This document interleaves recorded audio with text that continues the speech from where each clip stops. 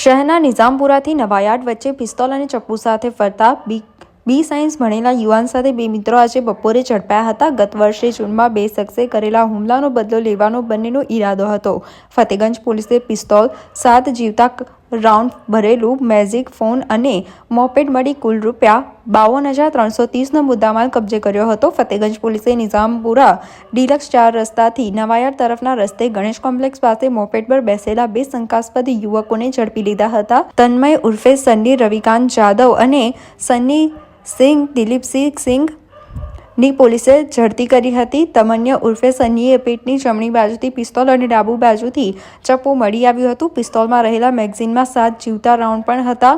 Made in યુએસએની pistol 7.85 mm હતી, જેની પર જય લખેલું હતું. તમન્ય ઉર્ફે સન્ની પાસે મળેલું ચપ્પુ 21 ઇંચનું હતું. તમન્યે BScનો અભ્યાસ કર્યો ત્યારે તેના મિત્ર સંજીવ નોકરી કરે છે. પોલીસની પ્રાથમિક તપાસમાં બહાર આવ્યું કે ગત વર્ષે જૂનમાં અશોક માયાવંશી અને હિરેન ઉર્ફે અડ્ડી નામના શખ્સે તન્મય અને સન્ની સિંઘને નવાયાર્ડ ગાર્ડનમાં બોલાવ્યા હતા. ત્યારબાદ તલવાર અને ધારિયા વડે હુમલો પણ કર્યો હતો, જેથી તન્મય અને સન્ની સિંઘ જૂના ઝઘડાનો બદલો લેવા માટે હથિયારો સાથે ફરતા હતા. ફતેગંજ પોલીસે બંને શખ્સ સાથે મૈયત અશોક ઠાકોર વિરુદ્ધ આર્મ્સ એક્ટનો ગુનો નોંધી તપાસ હાથ ધરી છે. આજે ફતેગંજ પોલીસ સ્ટેશન વિસ્તારની અંદર નવાયાર્ડ જે વિસ્તાર છે એમાં બે ઈસમો લોડેડ પિસ્તોલ સાથે આવનાર છે એવી બાતમી પીઆઈને મળતા જ પીઆઈએ PSI વસાવા અને સર્વેલન્સના માણસોને મોકલતા એ બંને ઈસમો લોડેડ પિસ્તોલ સાથે મળી આવેલ છે.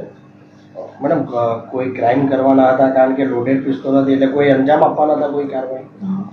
માહે જૂન 2024માં આ જે હાલ જે ઈસમો પકડાયેલા છે એ ઈસમો ફરિયાદી હોય એ પ્રમાણે એક ગુનો દાખલ કરેલો હતો. એટલે એના જે સામેવાળા થાય, મતલબ કે 2024માં જે ગુનો દાખલ થયેલો હતો એના જે આરોપી છે એ આરોપીને મારવા સારું આ લોકો આજે નીકળી પડ્યા હતા.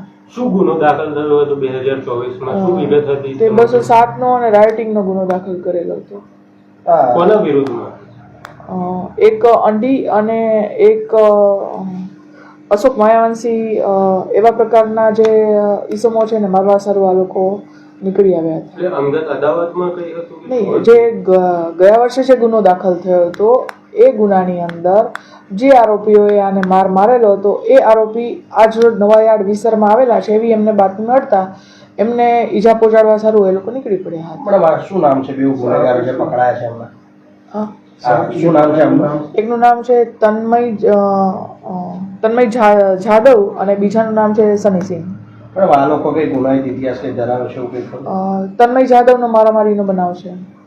રિવોલ્વર ક્યાંથી લાવ્યા હતા, કોની પાસેથી મંગાવવામાં આવી હતી? એવું જણાવે છે કે હાલ મારા કાકા પાસેથી મેળવેલું હતું, પણ કાયદેસરની કાર્યવાહી કરવાનું કામ અને પૂછપરછ કરવાનું કામ ચાલુ છે. કેટલી બુલેટ સાથે હતી? ટોટલ બુલેટ્સ 7 હતી. પણ આપ માનો છો કે એક બાજુ વડોદરાના કમિશનર આજે ગુનાખોરી છે તે ઓછા કરવાનો પ્રયત્ન કરી રહ્યા છે, બીજી બાજુ આવા તત્વો વડોદરાને બદનામ કરવાનું કાવતરું કરી રહ્યા, કયા પ્રકારની કાર્યવાહી થશે?